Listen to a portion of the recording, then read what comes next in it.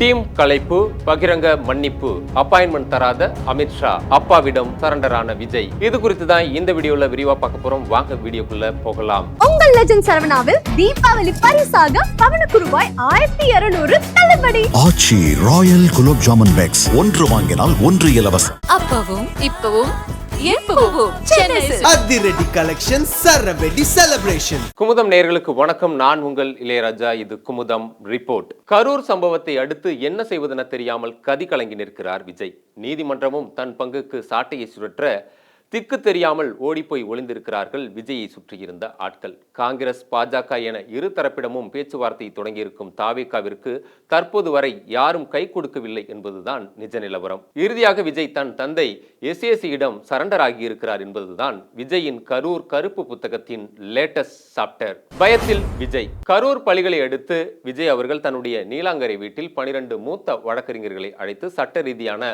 ஆலோசனை ஒன்றை நடத்தியிருக்கிறார்.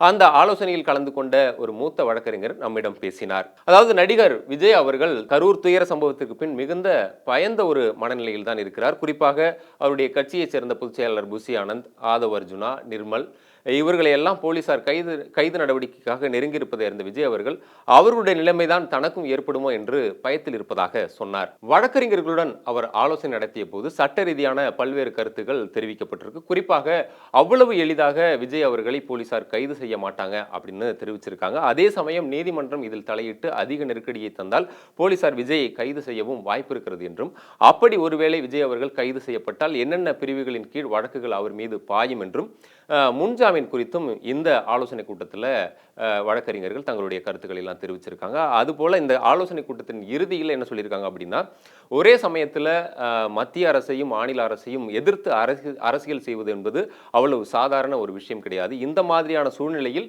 ஏதாவது ஒரு பக்கம் உங்களுடைய சமரச பார்வையை மறைமுகமாக வேணும் திருப்பினால்தான் இதிலிருந்து சாதுரியமாக தப்பிக்க முடியும் என்று அந்த கருத்தையும் தெரிவித்திருக்கிறார்கள். குறிப்பாக உதாரணமாக எம்ஜிஆர் அவர்கள் கட்சி தொடங்கிய போது அவர் கருணாநிதியை மட்டும்தான் எதிர்த்தார்.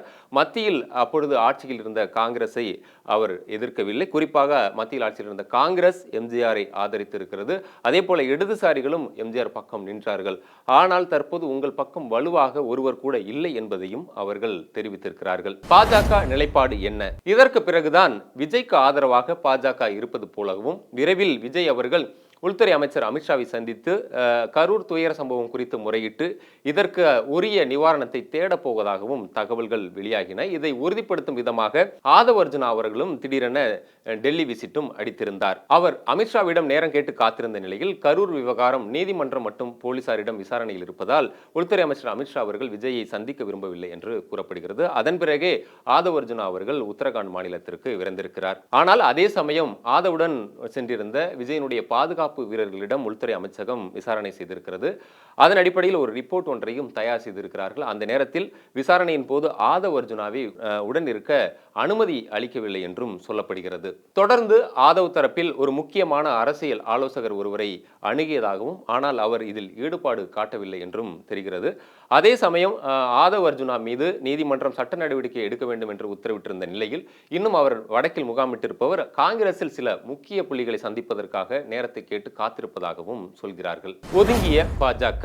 விஜயனுடைய நடவடிக்கைகளை அதிமுகவும் பாஜகவும் தொடர்ந்து உன்னிப்பாக கவனித்து வருகின்றன. இருந்தாலும் இந்த மாதிரியான ஒரு சூழ்நிலையில் தற்போது விஜயுடன் கரம் கோர்க்க இரு கட்சிகளுமே விரும்பவில்லை. அதனால்தான் ஆரம்பத்தில் இந்த கரூர் துயர சம்பவத்திற்கு விஜய்க்கு ஆதரவாக பேசி வந்த அண்ணாமலை அவர்கள் கூட நான் என்ன விஜய்க்கு மார்க்கெட்டிங் மேனேஜரா என்று அந்தர்பல்ட்டி அடித்திருக்கிறார். ஆனாலும் அதே சமயம் பாஜக நிச்சயம் விஜய்க்காக வலை விரித்திருக்கிறது என்றும் அந்த வலையில் விஜய் அவர்கள் சிக்கிவிட்டார் என்றும் கூடிய விரைவில் தாவேகா பாஜகவுடன் கூட்டணி வைக்கும் என்றும் சிலர் உறுதியாக பேசி வருகிறார்கள். ஆனால் விஜய் அவர்கள் ஆரம்பம் முதலே பாஜக மற்றும் அதிமுகவுடன் கூட்டணி வைத்தால் அது தற்கொலைக்கு சமம் என்றே அவர் எண்ணி வந்தார். இருந்தாலும் தற்போதைய சூழ்நிலை காரணமாக விஜய் அவர்கள் தன்னுடைய மனநிலையை மாற்றிக்கொண்டால் கூட டெல்லி மேலிடம் இதை எந்த மாதிரி எடுத்துக்கொள்ளும் என்பது கேள்விக்குறியாகவே இருக்கிறது. அதே சமயம் பாஜகவும் விஜயை விட்டுத்தான் பிடிக்கிறது. குறிப்பாக விஜயனுடைய கட்சி தாவேகா ஒரு 20 முதல் 30 சீட்டுகளை பிடித்தால் குறிப்பாக இந்த முறை 2026 தமிழக சட்டசபை தேர்தல் தொங்கு சட்டசபை தான் வரும். அப்பொழுது விஜயனுடைய கட்சி 20-30 இடங்களை பெற்றிருந்தால் அதன் பிறகு ஆட்டத்தை துவங்கலாம் என பாஜக நினைக்கிறது. அதையேத்தான் அதிமுகவும் நினைக்கிறது. பொங்கிய தந்தை பாசம் இதெல்லாம் ஒரு பக்கம் இருக்க, தற்போது விஜய் அவர்களுடைய கவனத்தை திசை திருப்பி இருப்பவர் இயக்குனர் S.A. சந்திரசேகர் அவர்கள்தான். இவர் இயக்குனராக இருந்த போதும் சரி, விஜய் அவர்களை மெல்ல மெல்ல அரசியல் பக்கம் கொண்டு வந்த போதும் சரி, S.A. சந்திரசேகர் அவர்களுடைய அரசியல் தொடர்பு என்பது மிகப்பெரியது. குறிப்பாக திமுக, அதிமுக, இடதுசாரிகள் உள்ளிட்ட முக்கிய கட்சிகளின் மூத்த தலைவர்களிடம் இவருக்கு மிகுந்த தொடர்பு இருந்தது. ஆனாலும் இந்நிலையில்தான் அரசியல் ரீதியாக புஷி ஆனந்துக்கும் சினிமா ரீதியாக ஜெகதீஷுக்கும் விஜய் அவர்கள் முக்கியத்துவம் கொடுக்கவும் அது SCSக்கு மிகுந்த அதிருப்தியை ஏற்படுத்தியது.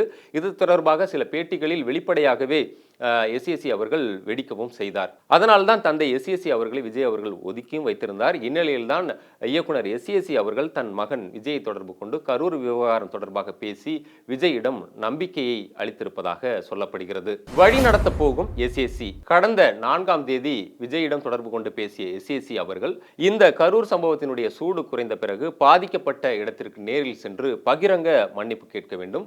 குறிப்பாக பலியான 41 பேரின் வீடுகளுக்கும் சென்று அந்த குடும்பத்தினரிடம் கையெடுத்து கும்பிட்டு இனி நான் உங்கள் வீட்டின் மகனாக இருப்பேன் என்று ஆறுதல் சொல்ல வேண்டும். அது மட்டுமின்றி இனி வரக்கூடிய நாட்களில் இனி ரோட் ஷோவை எல்லாம் தவிர்க்க வேண்டும். 15 நாட்களுக்கு ஒரு முறை விசாலமான மைதானங்களை தேர்ந்தெடுத்து அங்கு பொதுக்கூட்டங்களை நடத்த வேண்டும்.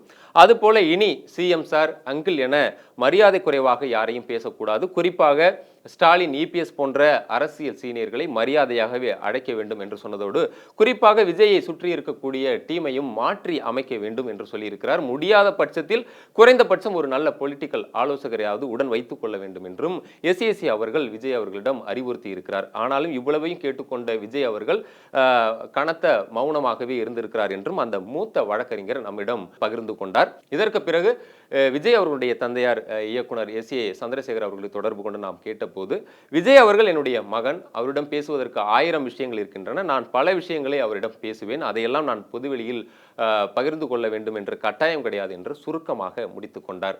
தந்தை மகற்காற்றும் நன்றி. உங்கள் லெஜண்ட் சரவணாவில் தீபாவளி பரிசாக பவனுக்கு ரூபாய் 1200 தள்ளுபடி. ஆச்சி ராயல் குலோப் ஜாமுன் பேக்ஸ் 1 வாங்கினால் 1 இலவசம். அப்பவும் இப்பவும் எப்பவும் சென்னை அதிரடி கலெக்ஷன் சரவெடி செலிப்ரேஷன்.